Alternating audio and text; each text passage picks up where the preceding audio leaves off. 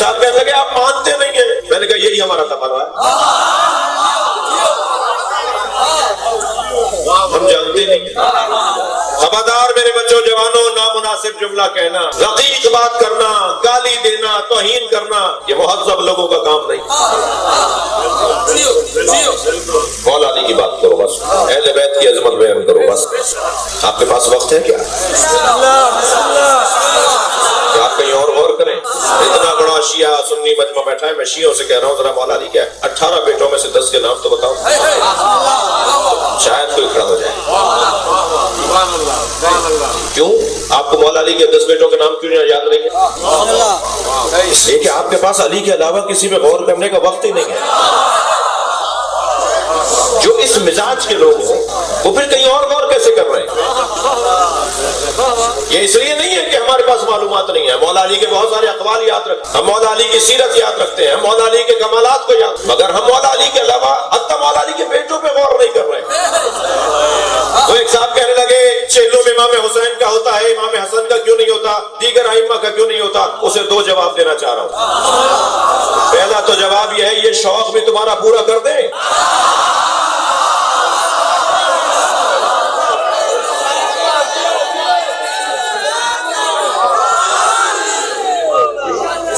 تم سے ایک چہلم برداشت نہیں ہوا،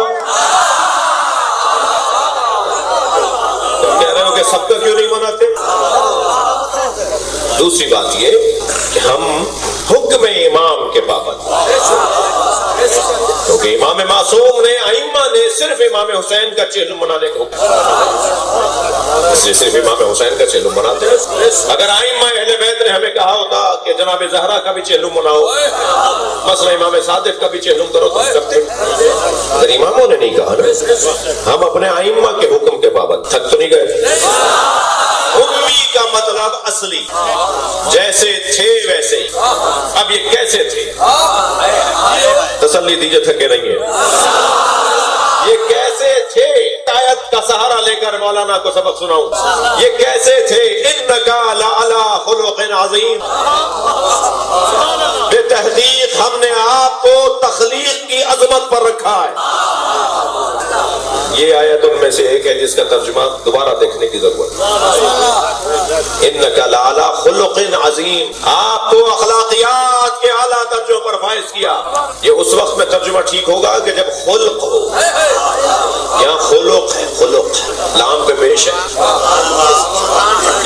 لام پر پیش ہے، لہذا ترجمہ ہوگا انکا لعلی خلق عظیم، ہم نے آپ کو تخلیق کی عظمت پر رکھا ہے. آپ جیسی آنکھیں کسی کی نہیں بنائی،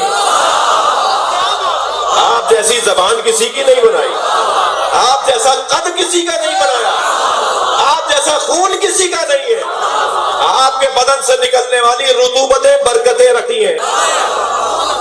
میرے مولانا عزیز مجھ سے پہلے یہی گفتگو فرما رہے تھے. خبردار نبی کو اپنے جیسا نہ کہنا، خبردار توہین نبی کی نہ کرنا. جس نے نبی کی توہین کی ہے وہ بے عزت ہوا ہے. اور شاید مسلمانوں کا ایک طبقہ ہماری بے عزتی کا سبب وہ بن رہا ہے کہ وہ کہتا ہے کہ نبی ہم جیسے ہیں. ایک صاحب مجھ سے کہنے لگے جب قرآن میں آیت ہے قل انما انا بشر مثلکم، سورہ مبارکہ ہے کہف کی آخری آیت، تو پھر آپ کیسے کہہ رہے ہیں کہ ہماری طرح نہیں ہے جب اللہ نے کہہ دیا کہ میرا نبی تمہاری طرح ہے؟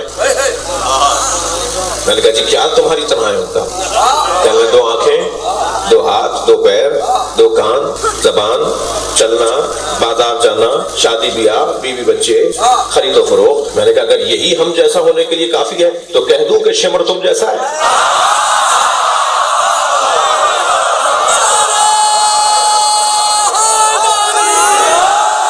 یزید تم جیسا ہے.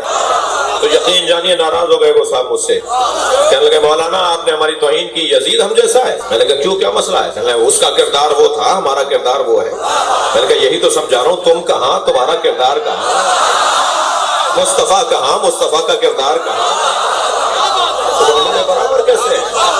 اور بھائی ان کا تو بدن بھی ہمارے بدن کے برابر نہیں، ہمارے بدن جیسا نہیں. سنی شیعہ نے لکھا ہے، میں کوئی بات ایسی نہیں کروں گا جو سنی کتاب سے نہ دکھا سکوں، کہ کبھی سیدہ اگر دور ہوتی تھیں اور امام حسین کو بھوک لگ رہی ہوتی تھی تو نبی سیدہ کے آنے کا انتظار نہیں کرتے تھے. मौला हुसैन के मुंह में अपना अंगूठा दे देते थे और नबी के अंगूठे से दूध निकलता था। एक मर्तबा इमाम हुसैन जब दूध ले रहे थे नबी के अंगूठे से तो हुबक हुबक कर ले रहे थे, तो दूसरे हाथ से सर पर हाथ रख के फरमाया, दूसरे हाथ सर पे रख कर फरमाया, हुसैन आहिस्ता पियो, ये अल्लाह ने तुम्हारे लिए बनाया है। हमारे तो बदन से खून निकलता है, तुम्हारे बदन की तरह कैसा है? अजीजों, मैंने इब्तिदा में एक जुमला कहा कि कौन बताएगा कि नबी कैसे? वही बताएगा जो नबी की गोद आया और उस वक्त तक गया नहीं जब तक कि तदफीन न कर। तो असहाब जमा है, मेरी गुफ्तगू का आखिरी मोड़, असहाब जमा है। या अली सब्सिफ लना नबीना कअन्नना नरा, या अली हमें नबी ऐसे बयान करके दें कि गोया हम अपनी आंखों से देखें। असहाब मौजूद हैं। नबी की रहलत के 10 साल के बाद नबी मौला के बारे में मौला अली से पूछा जा रहा है। ताबईन तशरीफ फरमा है, हमें नबी ऐसे बयान करके बताएं गोया हम अपनी आंखों से देख रहे हैं। मेरे मौला अली ने चंद सफ़ों पर मुश्तमिल ये रिवायत है जो नबी के फजाइल में आनी है। तसल्ली दें, आप आमादा हैं। फरमाया लिकुल्लि उज़्विन मौजज़तिन, अल्लाह ने नबी के हर उज़्व के लिए एक मौजज़ा रखा। नबी के बालों का मौजज़ा, नबी की भवों का मौजज़ा, नबी की पलकों का मौजज़ा, नबी की आंखों का मौजज़ा, नबी की आंख से निकलने वाले कतरे आब का मौजज़ा, नाक बीनी मुबारक का मौजज़ा, लबहाए मुस्तफा का मौजज़ा, लुआबे दहन का मौजज़ा, एक एक चीज का मौजज़ा मेरे मौला अली ने बयान फरमाया जी। और फिर फरमाया, दिक्कत चाहूंगा, और फिर फरमाया सुनो, मेरे मौला नबी के बदन मुबारक के ये मौजज़े थे और सरकार की आमद और रफ्त के मौजज़े भी थे। किसी सवारी पर बैठ जाते थे तो लम याहरिम वलम यसिन, न वो सवारी बूढ़ी होती थी न वो सवारी बीमार पड़ती। मसाइब नहीं पढ़ना और मसाइब पढ़ने का वक्त नहीं है, मजलिस नहीं है, महफिल है। घोड़ों की उम्रें 25 साल से ज्यादा नहीं होती। मुमकिन है यहाँ कोई घोड़ों को पालने वाला और घोड़ों को संभालने वाला बैठा हो। हल्का फुल्की मालूमात मुझे भी, मेरा अपना दुलजना है खैरपुर, ये हमारा खानदानी जो अज़ादारी में हिस्सा है वो सोसखानी का है और दुलजना की खिदमत। तो मैंने अपने खानदान के बड़ों से कहा कि ये वाला काम मुझे दे दो, तो मुझे कुछ मालूमात है घोड़ों से मुताल्लिक़। 25 साल से ज्यादा की उम्र नहीं होती घोड़े की। 25 साल के बाद उसके दांत गिर जाते हैं, उसकी छोटी लटक जाती है, फिर उसे उबले हुए खाने खिलाए जाते हैं, उसका पेट खराब होता है, आहिस्ता आहिस्ता वो दुनिया से चला जाता है। तवज्जो है?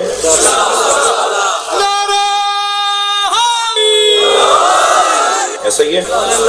करबला में जुलजना नबी की सवारी 50 साल बाद भी जवाब। जुलजना के लिए सबने लिखा है नबी की सवारी है जो इमाम हुसैन को नबी ने दी, खुद भी बैठे उसमें। नबी के जमाने में जैसा था 50 साल के बाद भी वैसे ही जवान, वो नबी की बरकत की वजह से। सरकार जिस जानवर पर बैठ जाए उसकी बरकत ये है कि उसकी उम्र नहीं खत्म होती, बूढ़ी नहीं होती जी, और बीमार नहीं